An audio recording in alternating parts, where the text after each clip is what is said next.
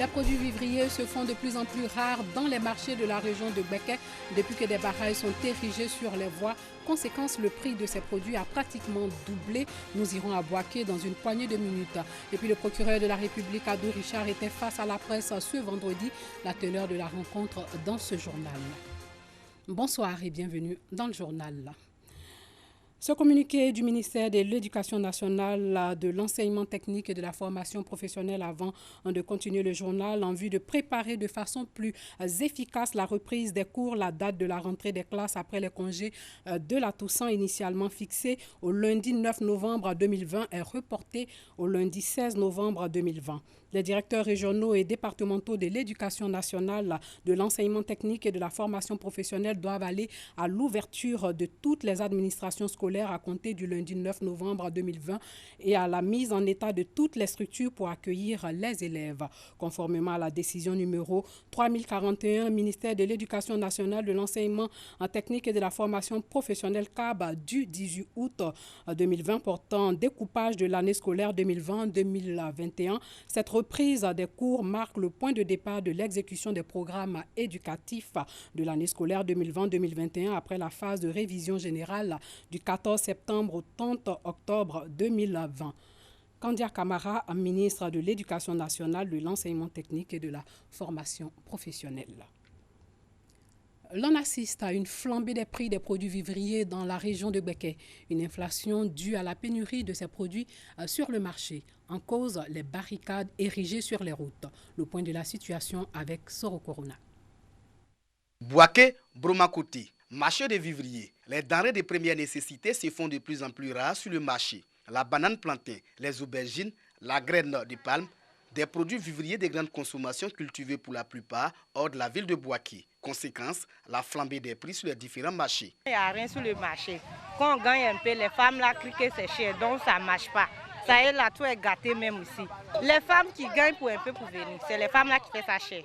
Avant, on faisait à 500, donc maintenant c'est 2000, 1500. Comment était 1250, donc maintenant c'est 2500. Elle a appelé en brousse pour que les femmes n'ont pas au champ pour aller chercher. Même au marché des diables, là, il n'y en a pas. Et les femmes ne viennent plus.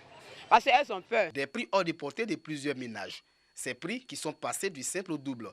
On s'est dit que peut-être que les femmes vont prendre ça cher. Donc c'est pourquoi elles nous revendent comme ça. Sinon avant c'était pas cher. Mais maintenant c'est devenu cher. Je suis venu payer Placari. Il arrive, on ne peut rien payer dans le marché. Ce qu'on payait à 200 d'habitude est devenu 500, 300. Tout est devenu cher. Le bagage ne vient plus, on rentre en brousse pour partir prendre Placari là, on prend moto. Moto là c'est cher, donc on vient là, on est obligé de faire 300, 500. Ce qu'elle a là même là-bas c'est 2000. Mais maintenant ça c'est 4000. Avant ça au moins on peut dire c'est 50. Mais maintenant là c'est 100. Mais je vais faire 150 000. C'est pas pour 50, mais si je veux pour 150, il te fait à 150. Les ménages ne sont pas les seuls à payer le prix du manque de produits vivriers. Les restaurateurs vivent également cette situation. Au marché, il n'y a plus rien. La banane est chère, l'igname est cher, les condiments même, on n'en parle pas.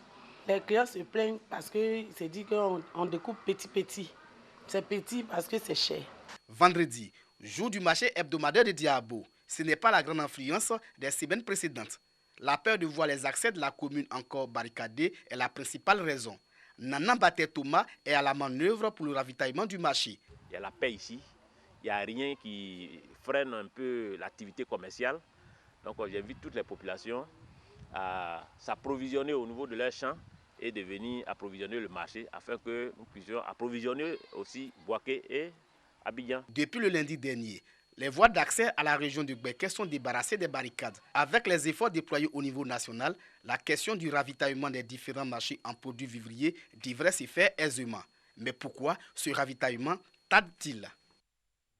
Une situation politique, sociopolitique actuelle qui fragilise la paix que tous veulent préserver. À preuve, ces rencontres entre population, leaders politiques et d'opinion, des actions qu'ils entendent à multiplier. Nous Sangaré, Alassane Drabo ont tendu leur micro à la société civile. Yopougon, Maroc, ce jeudi 5 novembre 2020, l'ONG Côte d'Ivoire, Mouvement Paix et Progrès, entretient les populations sur l'importance de préserver la cohésion sociale et maintenir la paix. Nous profitons chaque fois que nous échangeons avec les chefs de communauté pour leur montrer les avantages du vivre ensemble. Parce que quand on vit ensemble, comme on le dit communément, en Afrique, on dit plusieurs têtes, plusieurs intelligences. Et ça nous enrichit quand on vit ensemble. Sur ce même chantier de la paix, l'Association des élèves et étudiants musulmans de Côte d'Ivoire, AEMC, est engagée. Le président nous explique les actions que cette association qui couvre toutes les régions du pays entreprend pour divulguer le message de paix. Les actions de sensibilisation ont été entreprises par l'AEMC. D'abord, même avant les élections, nous avons fait des capsules de vidéos, des messages de sensibilisation et nous avons parlé, nous avons échangé avec certains leaders d'opinion de sorte que ces élections-là puissent être apaisées. Et après les élections également, nous sommes dans une campagne de sensibilisation. Vous verrez bientôt nos affiches, nos vidéos. Et nous avons même déjà fait une première campagne avec la plateforme La Fée Majesty que vous avez dû voir sur les réseaux sociaux. Donc l'AMC est une structure de la société civile et engagée et milite pour la paix. Même son de cloche à la jeunesse étudiante catholique. Pour la présidente, un accent particulier doit être mis sur l'éducation des plus jeunes. Il est pour nous important que nos décideurs puissent trouver un terrain d'entente, trouver des éléments qui vont nous permettre de retourner à l'école, de travailler, parce qu'à cette allure, demain on aura des chirurgiens, des médecins qui n'ont jamais terminé les programmes scolaires. L'ambassadeur de paix, Emmanuel Kouao, estime quant à lui que les ambassadeurs de paix doivent jouer toute leur part dans la promotion de la paix en posant des actions concrètes. On a beaucoup de travail à faire. Cette période très difficile que la Côte d'Ivoire traverse, il faut que tous les ambassadeurs de paix puissent sortir pour aller faire passer le message de la paix. Je n'ai caravane de paix dans toutes les villes où il y a eu des problèmes. Je me rends là pour aller reconstruire vraiment des personnes qui vivaient avant en paix. À cause de la politique, ils sont découpés, ils sont entretués. J'ai dit non. À la convention de la société civile ivoirienne, la paix est non négociable. C'est pourquoi tous les acteurs politiques doivent s'y impliquer. Pour Mahamadou Kouma, les divergences constituent une richesse pour les Ivoiriens. Nous n'avons qu'une seule patrie. Nous avons une nation à construire. C'est la Côte d'Ivoire. Il faut que nos contradictions, que nous travaillons de sorte qu'elles ne se transforment en antagonisme. Il ne faut pas pousser le bouchon trop loin. 5 jours après l'élection présidentielle du 31 octobre 2020, à Abidjan, les populations vaquent à leurs occupations. Pendant ce temps, les présidents Pascal Affi Nguessan du Front populaire ivoirien et Mabry Touakeus de l'UDPCI sont activement recherchés selon le procureur de la République, Ado Richard, qui était face à la presse aujourd'hui. On écoute un extrait de l'intervention du procureur de la République, Ado Richard. Le 20 septembre 2020, certains responsables de partis et mouvements politiques de l'opposition ont lancé un appel à la désobéissance civile.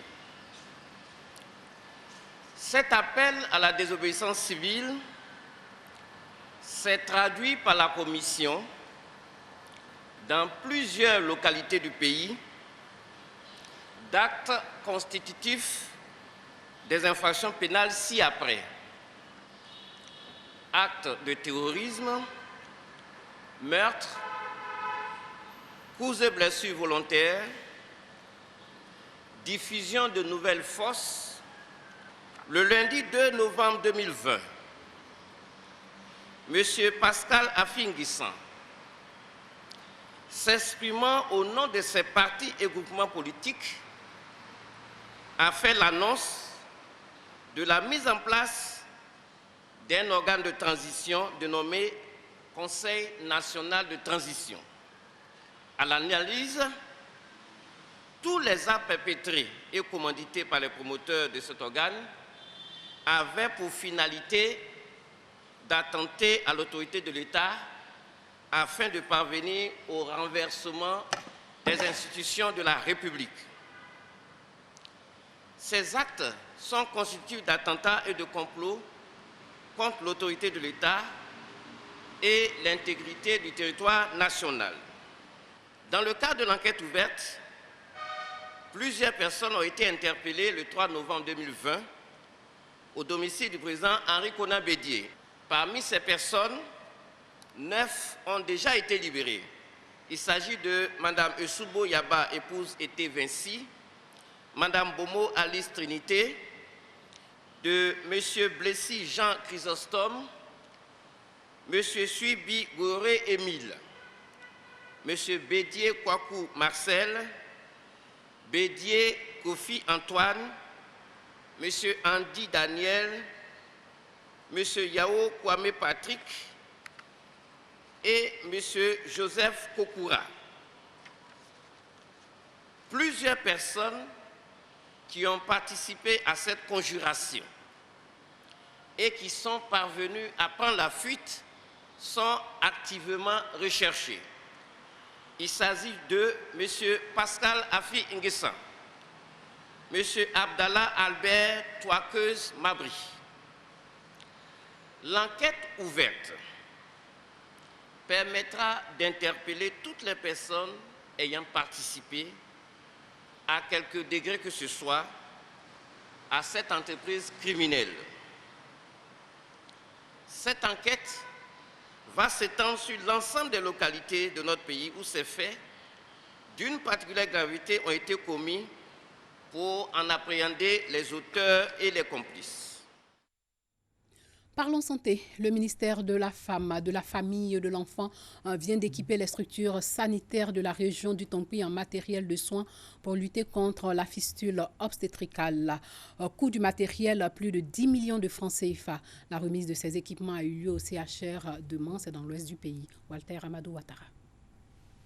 Une récente enquête de l'UNFPA a estimé que 1000 nouveaux cas de fistule obstétricale surviennent chaque année en Côte d'Ivoire. Afin de lutter contre ce fléau, l'État bénéficie d'un accompagnement de la CEDEAO à travers le Centre de la CEDEAO pour le développement du genre, CCDG. Le programme grâce auquel nous avons obtenu ce matériel, c'est un appui de la CEDEAO aux États membres. Et en Côte d'Ivoire, c'est exécuté par le ministère de la Femme, mais avec la participation active du ministère de la Santé, du ministère de l'intégration africaine même et des ONG actives dans le domaine. Alors nous avons ce matin profité pour sensibiliser nos parents sur les causes, parce que c'est le mariage précoce, c'est l'excision, et puis c'est bien d'autres pratiques traditionnelles néfastes qui sont à la base de la fistule obstétricale. Le CCDG, en initiant ces aides, vise à apporter un soutien médical et financier aux femmes et aux filles souffrant de fistule obstétricale. La présente remise de matériel médical au CHR de Mans pour le suivi de la réinsertion des exporteuses de fistules est un pan concret de ce programme de solidarité. La fistule obstétricale n'est pas une malédiction. Ce n'est pas de la sorcellerie, c'est une maladie et qui se soigne. Nous sommes aujourd'hui à plus de 90% de taux de guérison. Alors donc, plus question de se cacher avec cette maladie, plus question également de condamner ou de banaliser les femmes qui en souffrent, plutôt soyons solidaires et aidons-les à faire le circuit qui va les sauver, l'hôpital et le centre CKRF. Après cette remise de matériel médical, une visite du chantier du CKRF, Centre communautaire d'accueil et de réhabilitation des femmes de Logwalé, a permis à la délégation de voir de plus près l'état d'avancement des travaux. Initié en 2016 dans la région de l'Ouest, ce projet s'est matérialisé par la sensibilisation des filles et des femmes sur la fistule obstétricale et ses conséquences. En 2017, le projet a connu sa phase pilote avec 30 filles et femmes porteuses de fistules dans les villes de Bangolo, Logwalé, Danané et Zouan-Ounien. La fistule obstétricale est une lésion résultant de l'accouchement qui a été relativement négligée. Revenons sur le communiqué du ministère de l'Éducation nationale, de l'enseignement technique et de la formation professionnelle. En vue de préparer de façon plus efficace la reprise des cours, la date de la rentrée des classes après les congés de la Toussaint initialement fixée au lundi 9 novembre 2020 est reportée au lundi 16 novembre 2020. Les directeurs régionaux et départementaux de l'Éducation nationale, de l'enseignement technique et de la formation professionnelle doivent aller à l'ouverture de toutes les administrations scolaires à compter du lundi 9 novembre 2020 et à la mise en état de toutes les structures pour accueillir les élèves. Conformément à la décision numéro 3041, ministère de l'Éducation nationale, de l'enseignement technique et de la formation professionnelle CAB du 18 août 2020 portant découpage de l'année scolaire 2020-2021, cette reprise des cours marque le point de départ de l'exécution des programmes éducatifs de l'année scolaire 2020-2021 après la phase de révision générale du 14 septembre au 30 octobre 2020. Kandia Camara, ministre de l'Éducation nationale, de l'enseignement technique et de la formation professionnelle. Fin de ce journal, portez-vous bien.